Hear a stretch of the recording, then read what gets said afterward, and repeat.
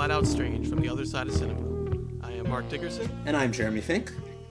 And with us today is a special guest, a friend of mine, and host of another podcast called Super Movie Bros. And his name is Dave. Hello, Dave. Thank you for that extremely NPR introduction. I loved it. Well, that's what I was going for. Yeah. So We're very formal here on Cult Movie Cult. yes, very formal. You invited the wrong guest. Let me Well, tell you. we thought we'd switch it up a little bit. This is the beginning of a new series. This one is called Lo-Fi Sci-Fi, and we are very excited about it. We are going to talk about, well, low-budget sci-fi movies that have a resonance in some way, and we figured we start out with, we go from the highest budget to the lowest. We thought that would be the most interesting way to go about this. So we decided to start with THX 1138 from 1971, directed by George Lucas. What's wrong? Nothing really. I just feel that I need something stronger. If you have a problem, don't hesitate to ask for assistance. Yes, thank you, I'll be all right. Call 348-FUN.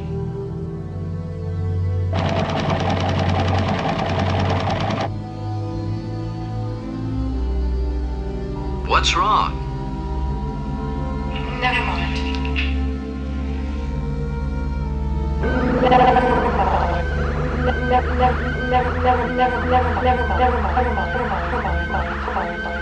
mind. Never mind. Can you feel this? What is that present? Are you now? Or have you ever been? Move slowly. Alright, then just back off, THX 1138. Back off for a second.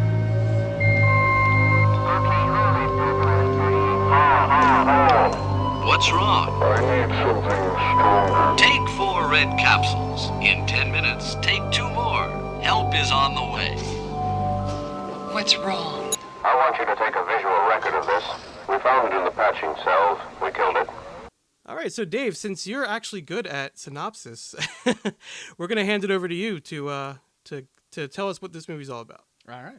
THX 1138 is about the already balding actor Robert Duvall, who bears his whole headpiece in the lead acting debut in George Lucas's inaugural outing as director in THX 1138.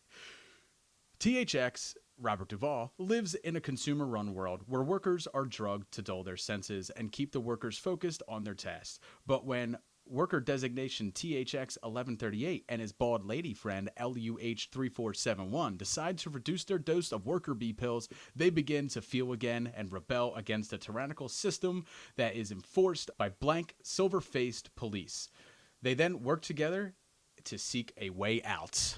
So that is what the film is about, but as we discussed before we started recording, we're going to talk more about aesthetic and, of course, the history, what went on behind the scenes. We think that's pretty interesting, because a cult movie, you don't necessarily expect George Lucas to show up with that, but there he is.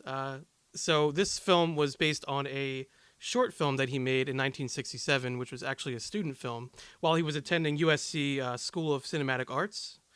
And it was actually originally a comic book before that was being drawn by 2 other students there, and they wanted to find someone to make a film about it, and George Lucas stepped up to do it. So his student film was based on their short comic. So it was not his original idea. It was not his original idea, Okay. But he did have a lot of input once production started. He actually rewrote a lot of the script to fit their filming locations, since they had to change locations throughout the filming of the movie. And I bet those young students who made their comic never saw 3 people talking about it 40 years later, almost 40 years later down the line, but or more than 40 years later. Hey, he let them be in the 30-minute documentary that chronicles the making of it. There you go. That's something, I do wonder if this is how George Lucas felt while he was in college, like if he felt alienated, felt oppressed, like his ideas didn't matter. Because that's kind of the feel that you get, obviously, from it when you watch it. Obviously, his validation would be coming, but at this point, that wouldn't be for a while. So I feel like I wonder if that's what connected with him with this film. That's an interesting idea, because I from what I know, of this generation. These are kind of the movie brat, New Hollywood generation. George Lucas, Coppola, Scorsese, De Palma. Those big guys who pretty much redefined what American cinema could be, and they were really the first generation of directors to go to film school. So it would be kind of interesting if we're thinking about George Lucas. Maybe I mean I don't know. I haven't heard anything about his personal feelings at that point. But if this was in some way an autobiographical, loosely autobiographical kind of thing, obviously because it's super super abstract. That would be kind of an interesting thing. I had assumed it was until Dave just said that it wasn't based on his original idea. It was not his original idea, but I mean, something did draw him to it. I'm And sure if you look at his first two films, you look at this and you look at American Graffiti. American Graffiti is 100% about rebelling. I mean, it's about teens rebelling. It's about a night out in the town, and that's that was like his entire world in the 1950s was going out in the town and riding. That's what he calls it. He used to just go out and ride. One of the things I mentioned, I did watch the making of documentary, which is only about 30 minutes. One of the first things someone says is THX is George's allegory against consumer culture. It's a warning about what we stand to lose when consumer culture rules us in the future. And I thought that that's extremely ironic that given, in just under a decade, he would create Star Wars, retain the rights to the toy lines, and then make gangbusters and completely change the way that people consume movies. I mean, it's the most commercial franchise. It's the most commercial franchise, basically, maybe other than the Avengers in the world right now. Maybe even more so than that. So yeah, and me and Mark talked about this. If you can't to beat the man, you have to be the man, right? It's the old Bret Hart.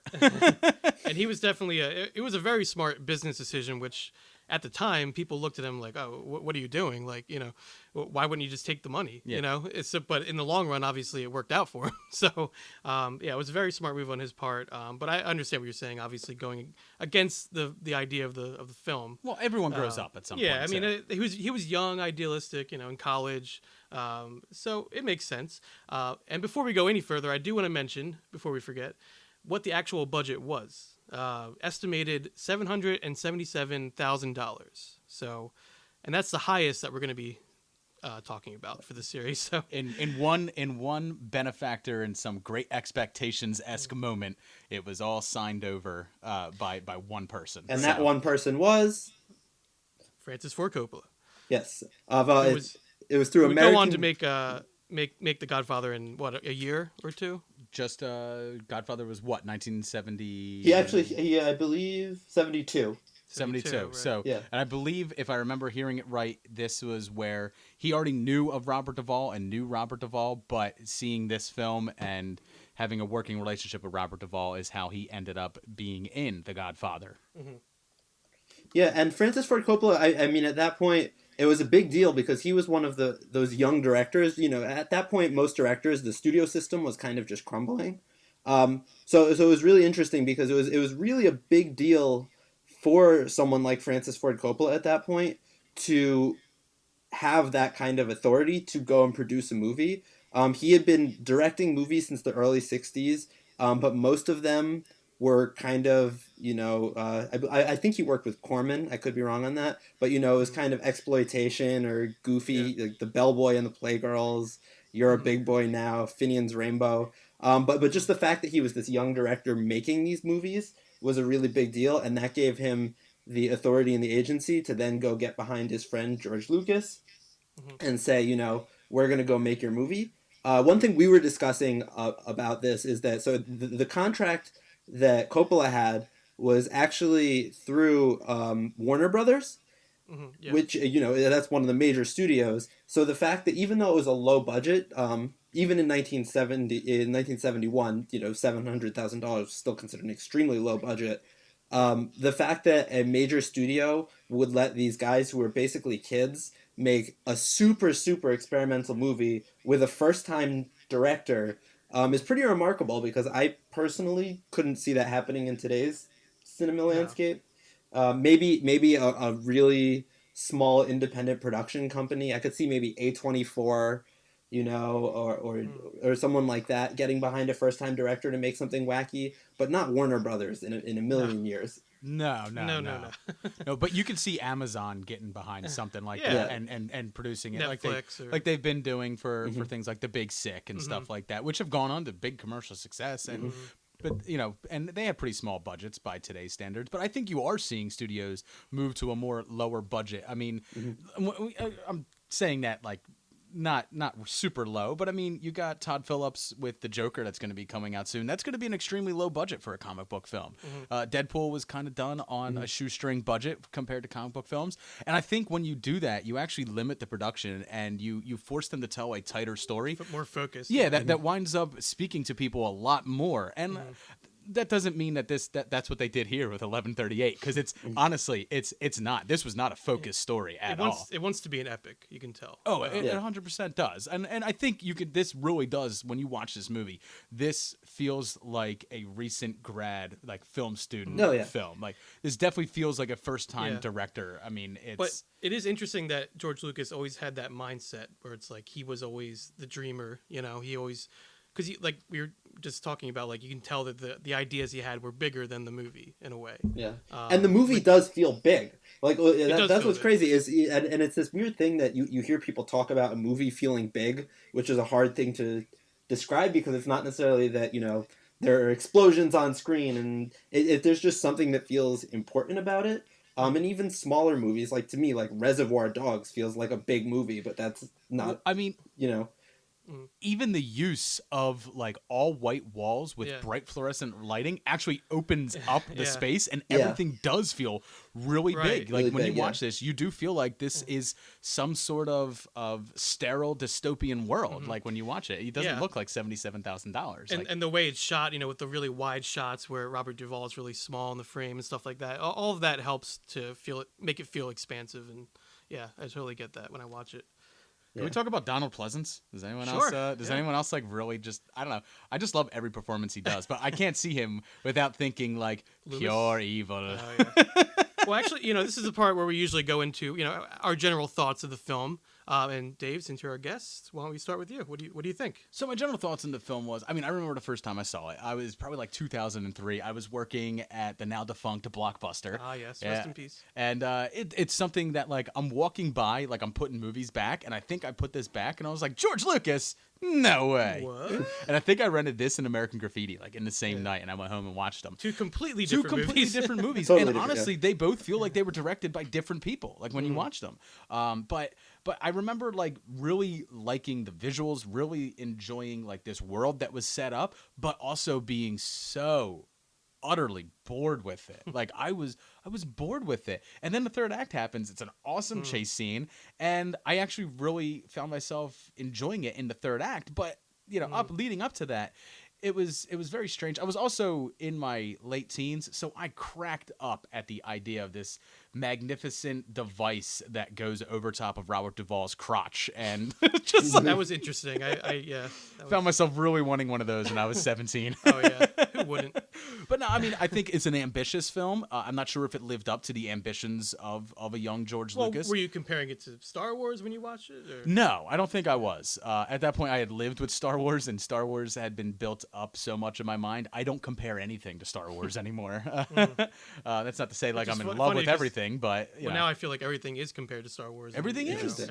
Everything's compared to Star Wars and Marvel, and that's it. And Disney owns them both. So, So Jeremy, what were your thoughts on the film?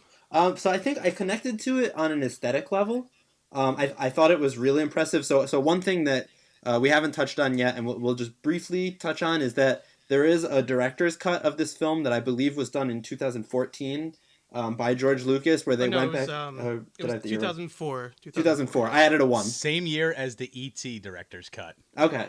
So yeah, so I added a 1, but so there is a director's cut of this film done in 2004, as Mark said.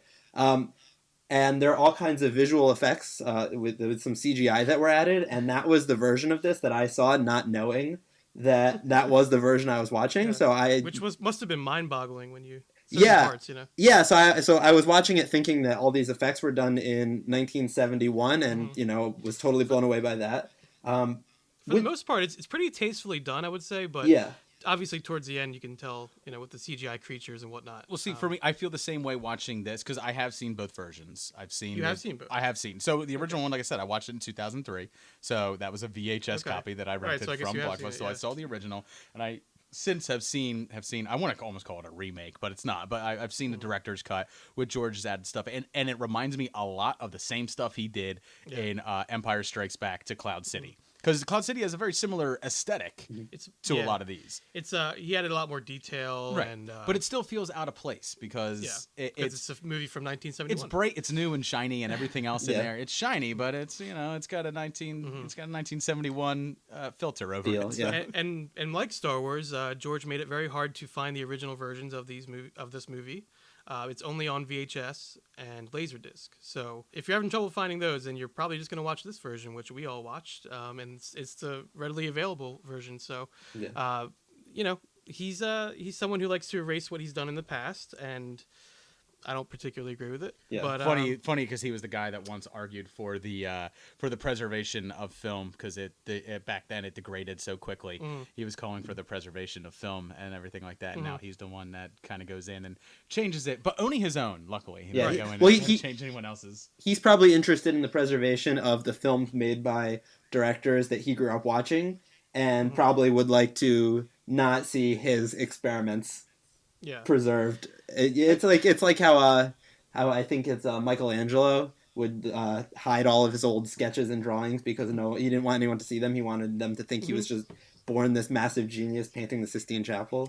But we all have start delusions somewhere. of grandeur. But my opinion on that whole going back and changing what you did, I mean, my opinion is why, because the way I think of it is Jeremy and I both make films.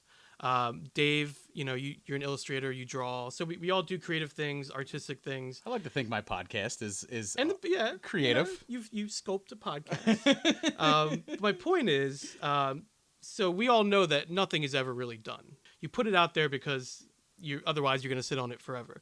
So the fact that you could go back and update it and make changes, but you'll come back to it again in a few years and be like, oh, I want to change more. It's just never going to end. So to me, it's pointless. I have more crumpled up piece of papers than I do finished drawings. Yeah. And just because you can do it doesn't mean you should. So in my opinion is like, it is what it is. You're influenced by your experiences at that time and the time period. So to me, it just doesn't make any sense. And especially when you're going to go and make it hard to find the original version. I think that, it's one thing if you want to update it and then have it released in two different versions. That's your prerogative. But to try to like get rid of or erase what you did before, that's like erasing a part of history. So I don't know. Yeah. How do you feel about that? I go back and forth, because on the one hand, I think that it's great. I think that it's important to preserve what was created in the moment. I don't really see an issue with going back and messing with something again years later, as an exercise. But I don't think that the original thing should be destroyed, because then you're losing that thing that was made in the moment. You're also hiding the process, and I think that's people who love film like we do. I love going back and watching films from directors that I love, the early stuff, because I like seeing them planting their seeds and stuff like that. You can see them grow. And I especially love stories, and me and Mark talk about Sam Raimi a lot for some reason. We always bring up Sam Raimi, but I love the fact that Evil Dead and Evil Dead 2 are the films they are based on their limitations. Yeah. Like those films exist because of their limitations. Exactly. And when you go back and you change it, it kind of you're kind of doing it with this retrospective eye, and you're changing it from a point in the future. Definitely. And I don't always agree with that, because I think I like things the way they are, because that's the headspace they were then. So I like to go back and see like the headspace of a director that I like. Like I find myself doing that a lot. And to me, it's a never-ending loop, because you're never going to be satisfied. I'm sure George Lucas would like to go back to the Star Wars movies that he updated and update them again, because... Oh, he did for the Blu-ray release. Oh, did he? He added a rock in front of R2, changed how Obi-Wan made a crate dragon call for like the 16th time. He added a rock. Yeah, Okay. Yeah, and he also added blinking eyes on Ewoks. Super creepy. Just look it up. Why would he do It's super creepy. So a high definition rock. Okay. To hark back to something Dave said a moment ago, which is something we're going to be talking about a lot in this series, is the idea of limitations. Which, as we get down from, this obviously is the highest budget of the films we're talking about, as we get down to lower and lower, those limitations are going to come in and be something that's really important.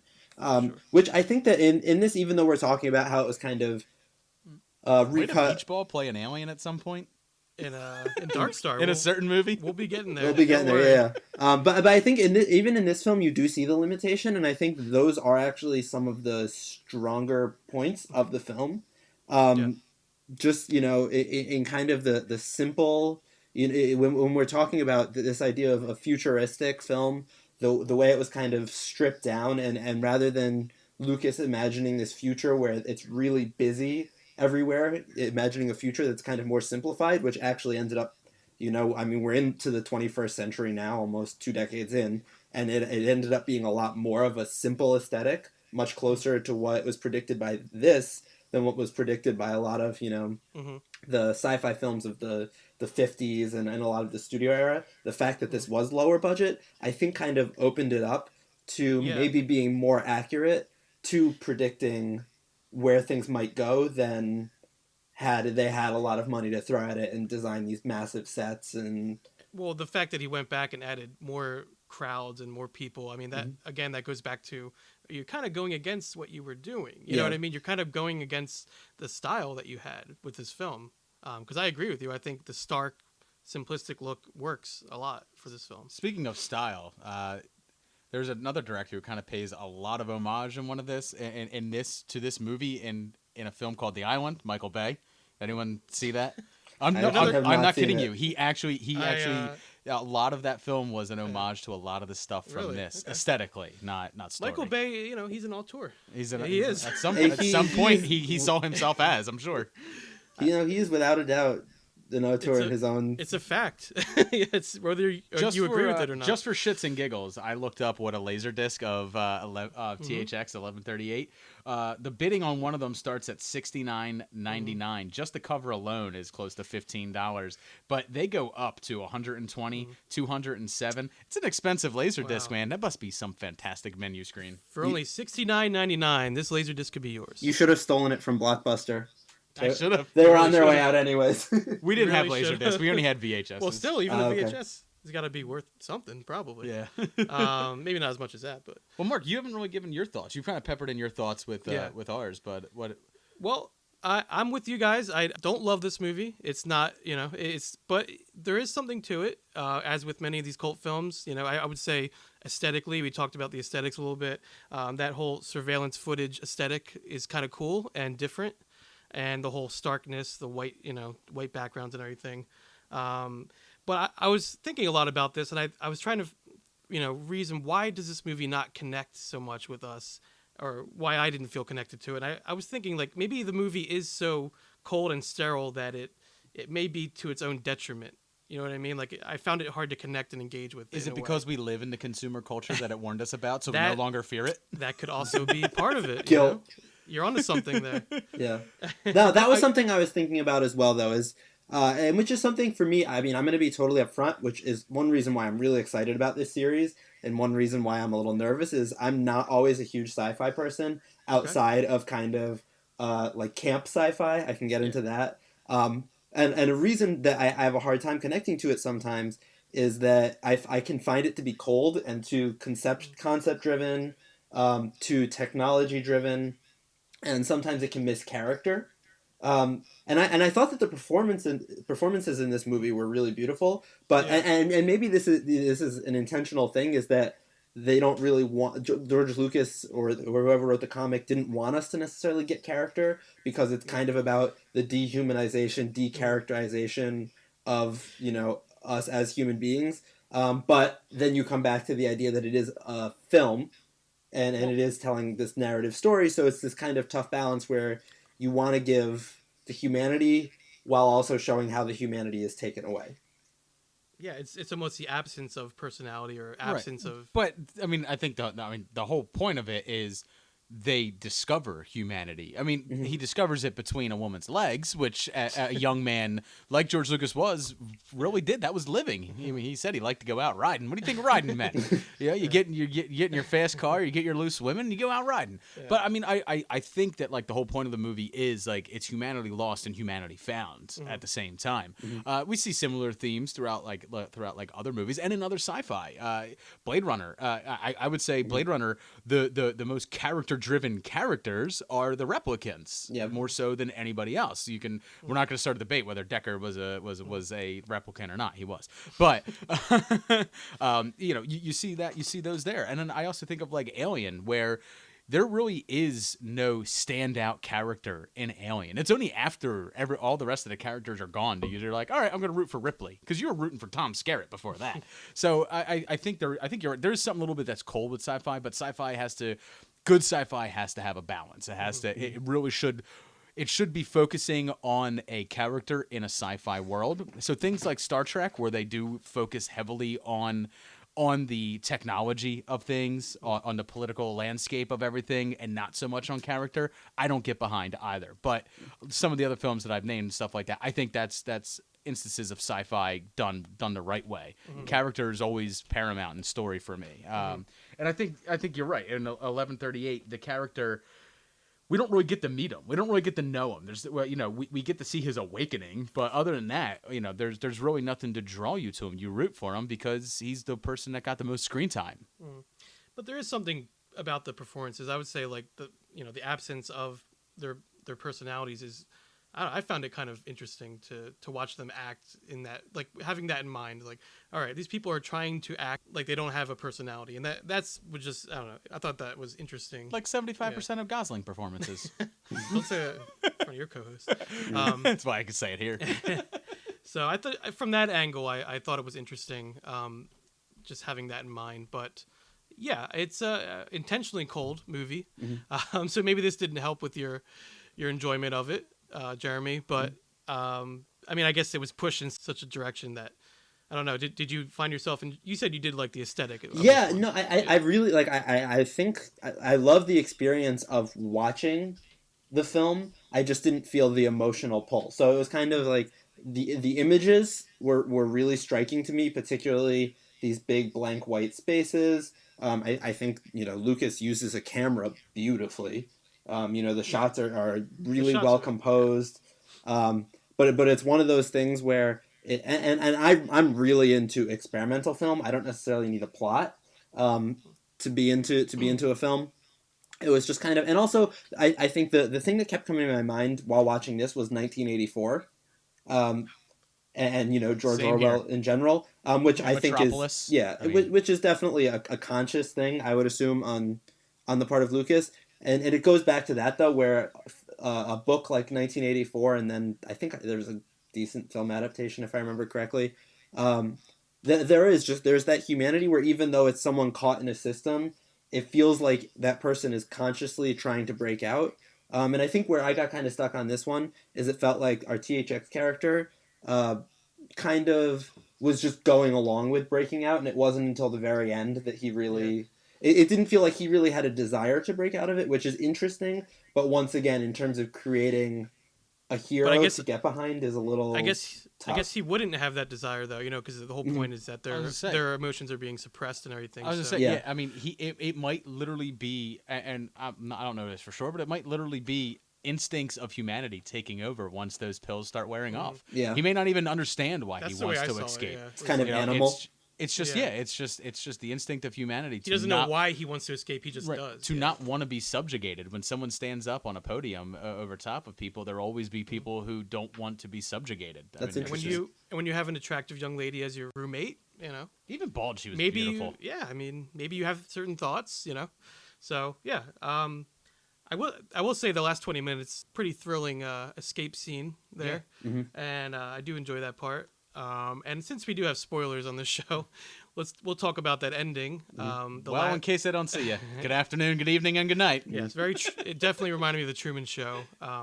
The way it's the same idea where they're saying you could stay here and be safe, or you could leave and risk the unknown. Well, exactly. And Truman didn't feel like a prisoner in his own world until he realized he was a prisoner. So same human general, nature. Yeah, human nature, exactly. So interesting. What do we think? To get a little speculative, what do we think THX? What happened next for him? Do we dive into that? Yeah, immediate death once he breathes in the radiation and toxic fumes of the atmosphere. Is that a fact? Was it toxic air? No, I just assume, Yeah. I mean, I'm a dark sci-fi type guy, so... He's a glass half empty kind of guy. Well, that brings up an interesting question, though, of whether or not the the containment of these people and the way they're treated can be looked at as for their own good, or is it something that is to repress and to take their money? I kept thinking about They Live, the John Carpenter movie as well. Kind of this forced consumerism. But it's one of those things where, is it for their own good? Does it kind of numb them to the pain and challenges of being a human being, or is it robbing them of essential human experiences? Right. Which I don't have an answer to, but I would go with. Well, I mean, it's a existential question, but it's a bigger probably. I don't know. I would say, like, it's every person's right to be free. So that's the way you look at it. But I mean, there's a lot of different ways you can look at it, and that's one of the great things about sci-fi. Usually, you can have different interpretations to it. Yeah. But that last shot is very beautiful, just from an aesthetic standpoint. So yeah, I don't know. I think the way it was made, it's definitely a movie to check out for sure. There's a pretty cool modern take on this idea in a Black Mirror episode. I think it's like 1 million downloads, something like that. It's where the guy from Get Out is you have to perform, and the more likes you get, the more people you get, the more clicks you get, the more money you get to spend in your internment in there. And it's but it's really interesting because I feel like that in itself is very reminiscent of this. Kind of like a modern tale where it's like we're worried about consumer culture. Now we're worried about the reality TV culture, like stuff like that. So I always love how film at the time that it's made is really it could only exist at this time. Like it's only poignant at this time. Which is why you shouldn't go back and make changes. That's very true. Amen. That's my argument. So was there for each of you a particular image? I know we like to talk about this sometimes. A particular shot, a particular moment that really kind of stuck with you after the credits rolled.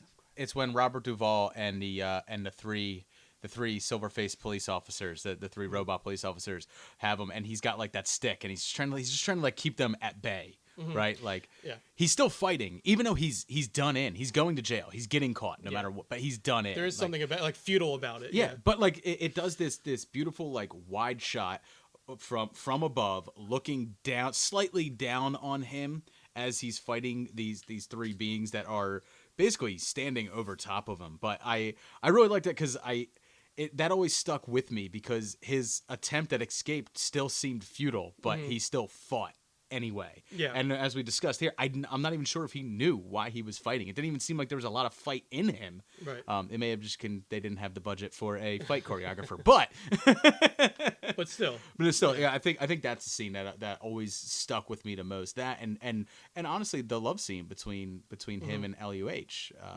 I always thought that was a very it's weird to say tasteful, but like a very tasteful and very well done scene of those two together for the first time when they're in jail. I think the scenes in the little makeshift confessional, those scenes for some reason they spoke to me. There was something very deep about that I I forgot about, because I had seen the movie. It's because you're a Catholic and I'm a Catholic. We get that. Well, we get the dread of walking into a confessional. Not a practicing, but yeah. No, not anymore. No. God no. So it's if anything, it scares me walking into one of those. So something about that, just that is oppression right there. Just that whole, and then trying to make them feel like they have hope. Just something about that just spoke to me, and also the scene where Sen, S-E-N. Donald Pleasance. For some reason, that scene where pure evil. He's where he's fighting Michael Myers now. When he's with I guess he's a monk. I didn't know this until I read the description of it, but there's a monk there, and he doesn't have his identification badge on him, and the monk's saying you can't be here, and you're going against the rules, and then Donald Pleasance attacks him. And then he kind of just sits there and waits for the police to come and get him. Mm-hmm. Yeah, it's just something like that's his one moment of acting out, and I just thought that was kind of cool. It was different, especially because you almost expected it to end with like a travesty or something really bad happening to him, but no, just ends. Just a quick little thing. He just sits there and waits. Yeah. Great. So there's something about that. How about for you, Jeremy? What any moments that stuck out? So for me, it would also be the confessional. I think that was the darkest thing in this entire thing. It's just that it's like this state-sanctioned religion, people like the idea that they have to have faith when they're not making, and they have to confess when they're not actually really making any of their own decisions anyways.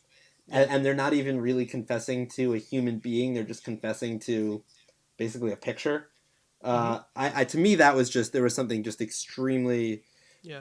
That was kind of the whole story to me right there. It's like, go in this booth and pray to the, just Yeah. it's just like them just telling them to do it. They don't Yeah. even know why they're doing it. Because the things that Robert Duvall is saying in there, they don't even really make sense. He's kind of muttering to himself about the masses and things like that. It's pretty nonsensical. So I thought that was something about the juxtaposition of that was really interesting, I thought. Well, it's also just the most personal thing. I mean, I'm not religious, but as a human being, the most personal relationship that someone who is religious has is between them and God, or them and whatever energy or spirit they believe in. And so the fact that it's a forced thing and they're talking to nothing, but it's an illusion, and they think that they're talking to something, it's basically robbing them of any kind of connection with anything. They don't really connect to other people. They're not even allowed to connect to a deity. They're not really allowed to connect to themselves. So it's just total lack of any connection.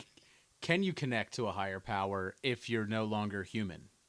If the drugs make you dull, I mean, can they connect? Or you're asking someone to go into a confessional and bare their soul. Maybe that's why he's muttering, because he doesn't even know what to bear. He doesn't even know what to feel bad about. He doesn't even know what sins he committed, because he doesn't have a soul anymore. I mean, as he's lost his humanity by taking those pills, it robs them of that. So I think that is sad in itself, where I think people always look to religion for answers, or even just to feel a certain way. But when you're taking drugs to numb how you feel, you can't even turn to that.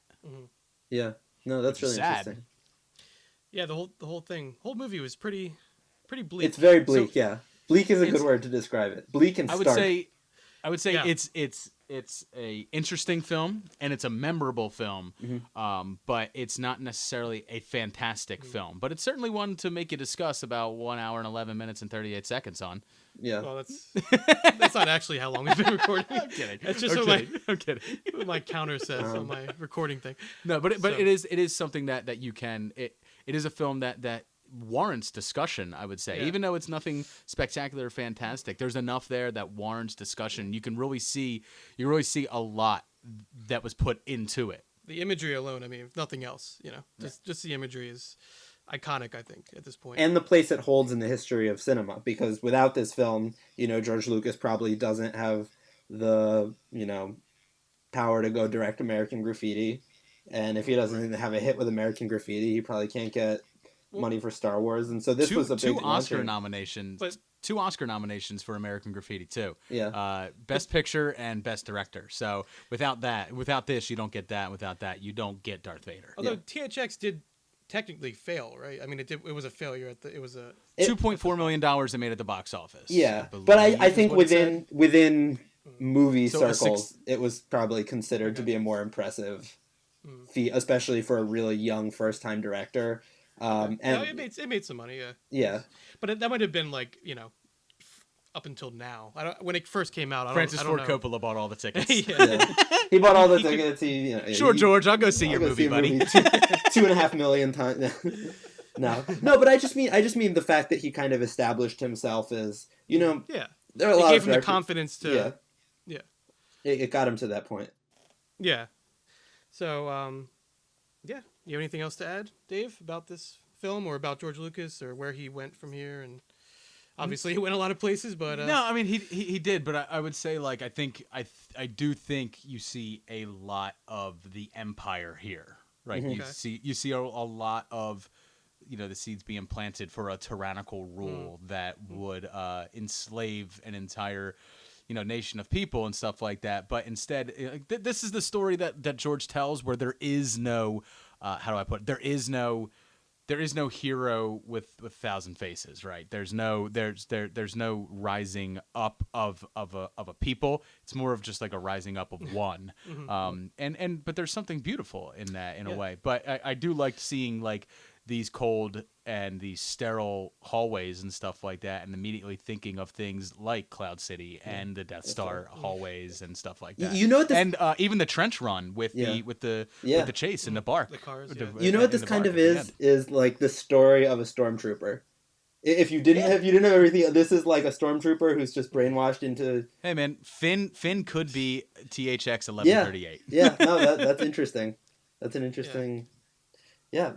Mark. But as a document of a filmmaker, an early, in one of its early films, I think, like you said, I think that's what's most important about this movie is just seeing George Lucas at this point in his career, starting out, what he had in his mind at this point, and then where he went from there. I think is really interesting. And what he was able to pull off.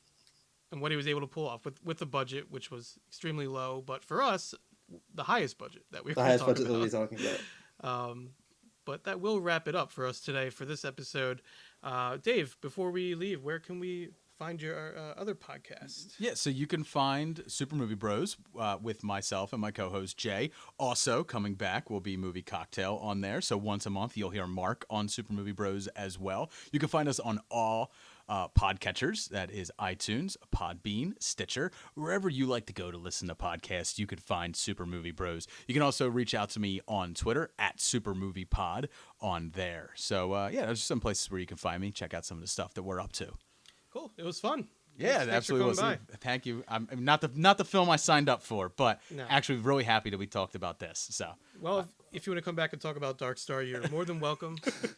We're going to talk at least a half hour about the Beach Ball Alien. Yes. So, awesome. Yeah. All right. Well, thanks for tuning in. This has been Cult Movie Cult. And you can find us on iTunes and Podbean, as well as on Twitter, Instagram, and Facebook. If you have any cult films you'd like to hear us discuss on the show, please feel free to reach out to us at cultmoviecult@gmail.com. And join us next time. We'll be continuing our series, Lo-Fi Sci-Fi. We will be discussing Liquid Sky. It's going to be a weird one. All right. This has been Cult Movie Cult. Until next time, so long from the other side.